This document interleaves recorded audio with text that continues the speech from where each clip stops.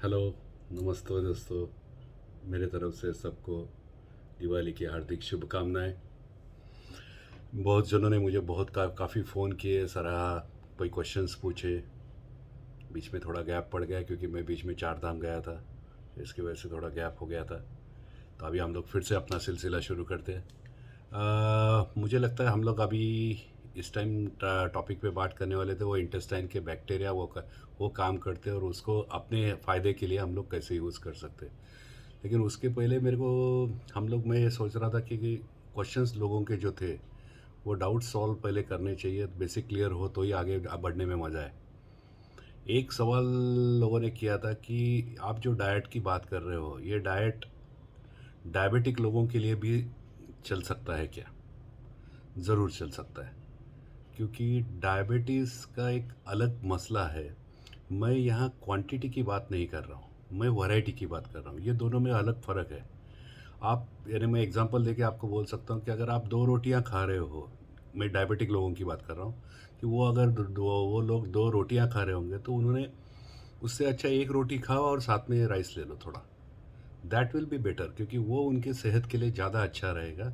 दोनों दोनों कार्बोहाइड्रेट्स ही है, दोनों आखिर में शुगर ही बनाने वाले हैं। लेकिन वैरायटी ऑफ फूड होना, पेट में जाना बहुत ज़रूरी है। तो आप ये समझ लीजिए, और मैं एक समझ लीजिए कि मैं आपको कोई नया चीज़ बताता रहा नहीं हूँ। ये कोई नया साइंस नहीं है। I am just bringing back to your basic. मैं बेसिक पे फिर से ला रहा हूँ। ये आपने दादा परदादा ये सब ये करते थे, हम लोग सब खाली भूल रहे हैं। मैं आपको फिर से खाली याद दिला रहा हूँ कि ये सब चीज़ अपने आहार में पहले से इंक्लूडेड थी। हम लोग अभी धीरे धीरे वो भूलते जा रहे हैं, क्योंकि हम लोग वेस्टर्नाइजेशन का इतना इन्फ्लुएंस हो गया है हमारे पे। तो हम लोग अपना बेसिक डाइट भूल गए। मैं आपको सिर्फ अपने बेसिक्स की याद दे रहा हूँ। तो समझ लीजिए, डायबिटिक लोगों के लिए भी और आम लोगों के लिए भी, सबके लिए वैरायटी ऑफ फूड लेना बहुत ज़रूरी है। आप अपनी दवाइयाँ लेते रहिए डायबिटिक होंगे तो, लेकिन फूड में वैरायटी ज़रूर रहिए, वो डायबिटिक हो या ना हो। एंड डायबिटीज़ ये एक कंडीशन है, इट इज। आप जब डायबिटीज़ की गोलियाँ लेते हो तो ये एक सिम्टमेटिक रिलीफ है। जैसे आपको हेडेक होता है तो आप एक डिस्प्रिन लेते हो, उससे भी आपका हेडेक नहीं रहता है तो आप क्या करते हो, या तो आप डोज बढ़ाते हो या अलग दूसरा कोई मॉलिक्यूल ले लेते हो। फिर आप पैरासीटामोल ले लेते हो या दूसरा कुछ ले लेते हो। सेम डायबिटीज़ में भी हो रहा है।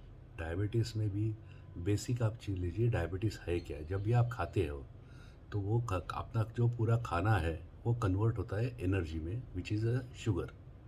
तो अपना पूरा खाना ये पहला शुगर में कन्वर्ट होता है और फिर बॉडी एब्सॉर्ब करती है। और वो शुगर जो है या वो जो एनर्जी है वो अपने सेल में पूरा सब जगह डिस्ट्रीब्यूट हो जाती है। तो खाना खाने के बाद शुगर बढ़ना ये एकदम नेचुरल चीज़ है, क्योंकि वो शुगर अगर सेल में डिस्ट्रीब्यूट करनी है तो ब्लड में वो शुगर लाना ज़रूरी है। शुगर कोई बुरी चीज़ नहीं है, शुगर पे ही हम लोग ज़िंदा है। Sugar is a energy. लेकिन ये क्या होता है कि जैसे मैंने कहा कि शुगर बनाना या शुगर कन्वर्ट करना ये भी हार्मोन्स पे डिपेंड है, यानी डाइजेशन। और ये शुगर जब एक सर्टन लेवल पे ब्लड ब्लड में बढ़ गई, फिर उसको रोकना, ये भी एक हार्मोन काम करता है, उसको बोलते हैं इंसुलिन। अब ये इंसुलिन भी हार्मोन ही है। और जैसे मैंने कहा आपको कि हार्मोन्स ये सब इमोशनल या स्ट्रेस रिलेटेड पे बहुत अफेक्ट करते हैं, तो इसका लेवल कम ज़्यादा हो सकता है। तो बहुत बार जो आदमी लोग जो बिज़ी रहते हैं, खाने पीने पे इतना ध्यान नहीं देते हैं, स्ट्रेस फैक्टर बहुत ज़्यादा रहता है, इनके शरीर में इंसुलिन की मात्रा यानी इंसुलिन हार्मोन कम सिक्रेट होता है। अब इसकी वजह से क्या होता है, जो शुगर कंट्रोल होनी चाहिए ब्लड में की, वो कंट्रोल नहीं होती है। तो ये कम लाने के लिए हम लोग क्या लेते हैं, गोलियाँ लेते हैं। अभी इसमें पैनक्रियाज जो इंसुलिन बनाते हैं उसको कोई करेक्ट नहीं करता है। आप जब डायबिटीज़ की गोलियां देते हो उसमें ऐसा कोई दवाई नहीं रहती कि जिसकी वजह से पैनक्रियाज करेक्ट हो, या वो आपके बॉडी का नॉर्मल जो बेसिक रूट है, रूट कॉज है, वो चेंज हो। वो सिम्टमेटिक रिलीफ है। शुगर बढ़ गई, आपने गोली ले ली, शुगर में बॉडी ने वो टैबलेट के वजह से शुगर में कमी आ गई, बस इतना ही है। इसकी वजह से क्या होता है कि अपना जो पैनक्रियाज है, जो इंसुलिन बनाने वाले हैं, वो काम करना बंद कर देते हैं। इसके लिए हम लोग बोलते हैं कि एक बार डायबिटीज़ की आपने गोलियाँ ले लिए तो आपको बहुत ज़िंदगी भर लेना पड़ता है। लेकिन ये इतना 100% ट्रूथ नहीं है। अगर आप एफर्ट्स लो तो गोलियां कम भी कर सकते हो, लेकिन वो एक अलग चैप्टर है।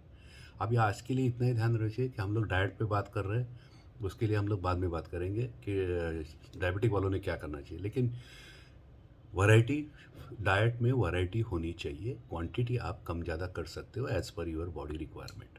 ठीक है। दूसरा क्वेश्चन था कि अगर आप बोल रहे हो कि इंटेस्टाइनल बैक्टीरिया ये सब काम कर रहे हैं, तो फिर उपवास करेंगे तो ये बैक्टीरिया मरते हैं क्या? नहीं। उपवास on the contrary it's very good for your health. आप एक समझ लीजिए, आपके इंटेस्टाइन के जो इनर का लाइनिंग रहता है जहाँ से आपका एब्सॉर्प्शन होता है, ये लाइनिंग भी बहुत बार डिस्टर्ब हो जाती है बैक्टीरियल कॉलोनीज से। आप जब कुछ खाते नहीं हो, जब उपवास करते हो, तो एक टाइप का बैक्टीरिया रहता है जो इंटेस्टाइन का लाइनिंग भी क्लियर ठीक ठाक कर देता है, फिर से बैक टू स्क्वायर वन का नॉर्मल कर देता है। तो उनको टाइम मिलता है। लेकिन आप जब कंटिन्यूस खाते रहते हो तो ये रिपेयरिंग को टाइम ही नहीं मिलता है। रिपेयर एंड मेंटेनेंस ये बॉडी का जो रहता है, ये जब भी हो सकता है जब आप कुछ खाओगे नहीं। तो 15 दिन में या अगर हो सके तो 8 दिन में एक दिन उपवास करना, ये आपके सेहत के लिए एक्सलेंट है। और उपवास यानी उपवास की बहुत सारी चीज़ें खाना ऐसा नहीं होता है। उपवास यानी उपवास, जितना आपको आप शरीर को कम से कम खाना दोगे, पानी पे ज़्यादा रहोगे, तो वो दैट इज़ कॉल्ड उपवास। तो उपवास ज़रूरी है, उपवास भी करना चाहिए और खाने में वैरायटी भी होनी चाहिए। तो ये दो एक बेसिक चीज़ क्वेश्चंस थे अपने। और तीसरा ये था कि सडनली आप इतने डाइट में चेंजेस कैसे ला रहे हो? हम लोग इतने साल से जो कर रहे हैं, आप सडनली उसके अपोजिट क्यों बोल रहे हो? आप ये समझ लीजिए, इसका रीज़न बेसिकली है रिसर्च। अब ये जो लास्ट 10-15 साल में जो एडवांसमेंट हो गया है, उसके पहले अपने पास सिर्फ इलेक्ट्रॉन माइक्रोस्कोप था जो मैग्नीफाई तो करता था, लेकिन वो सिर्फ सेल जो बाहर आ गए हैं उसका मैग्नीफाई कर सकता था। यानी इन अदर वर्ड्स, जो डेड सेल्स है उसको ही हम लोग मैग्नीफाई करके इलेक्ट्रॉन माइक्रोस्कोप में देख सकते थे। तो उसके वजह से लिमिटेशंस थे, क्योंकि उनके फंक्शंस कैसे चल रही है अपने को मालूम नहीं था। लेकिन अभी जो नया टेक्निक, जो जीन सिक्वेंसिंग हो गया है, उसके वजह से हर एक बॉडी का फंक्शन कौन सा जीन गवर्न कर रहा है ये अपने को प्रिसाइजली मालूम है। That is one thing. And second thing है लाइव, हम लोग अभी बॉडी फंक्शन देख सकते हैं इलेक्ट्रॉन माइक्रोस्कोप, ये नए एडवांस इक्विपमेंट की वजह से। अभी इसकी वजह से क्या हो गया है, सेल एक्चुअल कैसा काम करता है, अपनी बॉडी कैसे फंक्शन करती है, ये अपने को अभी लाइव देखने को मिल रहा है। वो देखने के बाद जो अभी तक के एजम्पशंस थे वो पूरे सारे चेंज हो रहे हैं। इतने दिन जो हम लोग एजम्पशंस कर रहे थे कि खाना खाने पे कंट्रोल किया तो ये हो सकता है, ये किया तो हो सकता, अभी उनको पता चल रहा है कि ये है ही नहीं वैसा, ये रिवर्स है। क्या एब्सॉर्ब करने का ये बॉडी डिसाइड कर रही है, आप क्या खाना खा रहे हो इसको कम इम्पोर्टेंस है। सेकंड थिंग, ये जो हार्मोन्स है ये पूरे इमोशन पे डिपेंड है। यानी इन अदर वर्ड्स, आपकी मानसिक स्थिति, आप कितने स्ट्रेस में हो और कितना आपका इमोशनल कंडीशन क्या है ड्यूरिंग द फीडिंग, और आप खाना खाते वक्त या खाना खाने के बाद जो आपका मानसिक स्थिति है, उसके ऊपर आपका digestion improvement. And third thing is intestinal bacteria. अभी आपको सबने को सब पता चल रहा है कि ये जो हम लोग जिसको सबसे कम से कम हम लोग इम्पोर्टेंस दे रहे थे, वो सबसे इम्पोर्टेंट चीज़ निकल गई। इंटेस्टाइन का जो ब्रेन है, intestine works as a brain, and साथ में इंटेस्टाइनल बैक्टीरिया है जो उसका डायरेक्ट इन्फ्लुएंस ब्रेन पे है। यानी इन अदर वर्ड्स, आपको जो अल्जाइमर्स होते हैं या ब्रेन के कोई भी डिजीज़ होते हैं, ये सब का कंट्रोल अभी इंटेस्टाइनल बैक्टीरिया में है। ये नए रिसर्च की वजह से पता चल रहा है। तो अभी जो फोकस हो गया है अपना पहला, वो डाइट पे की जगह आपका इंटेस्टाइन की हेल्थ और इंटेस्टाइनल बैक्टीरिया की हेल्थ। इसके लिए अपने को पैथोजेनिक जो बैक्टीरियाज है, यानी जिसका आपको शरीर को हार्मफुल है, उसकी लेवल बढ़ती है। वो कहाँ से बढ़ती है? तो अपने खाने से। इसके लिए हम लोग जो अगर उपवास करेंगे तो वो इनपुट कम हो जाएगा, इनपुट कम हो जाएगा तो बॉडी को कंट्रोल करने में आसान हो जाएगा। तो आपको अपने जो हेल्पफुल बैक्टीरियाज है वो वैसे ही रहेंगे बॉडी में, और जो नॉन हेल्पफुल बैक्टीरियाज है उनको निकालने को बॉडी को टाइम मिलेगा। तो क्लियर है? इसके वजह से आप जब भी कुछ काम करते हो तो ये बेसिक चीज़ ध्यान में रखिए, इमोशन पे आपका डाइजेशन डिपेंड है। आप क्या खाते हो इसको बहुत कम इम्पोर्टेंस है। Second thing, variety of food is very important to maintain the intestinal bacteria in your body. जितनी वैरायटी ऑफ इंटेस्टाइनल बैक्टीरियाज रहेंगे आपके पास, उतना आपका हेल्थ अच्छा रहेगा, उतना अपना डाइजेशन आपका ये। Third third thing is quantity और टाइमिंग। ये भी बहुत इंपॉर्टेंट है डाइट में। आप अगर जंक फूड खा रहे हो तो जल्दी खाओ, उसको डाइजेशन करने के लिए सफिशिएंट टाइम दो। बॉडी के पास इनॉर्मस ताकत है डाइजेशन करने के लिए, बॉडी सब कुछ डाइजेस्ट कर सकती है प्रोवाइडेड आप बॉडी के हिसाब से चलो तो। उसका बॉडी क्लॉक मेंटेन करो, उसको टाइमिंग दो, उसको अपना मेंटल हेल्थ अच्छी रखो। ये तीन चार चीज़ अगर आप बेसिकली मेंटेन करो ना, तो डाइट पे इतना इम्पोर्टेंस देने की ज़रूरत नहीं है।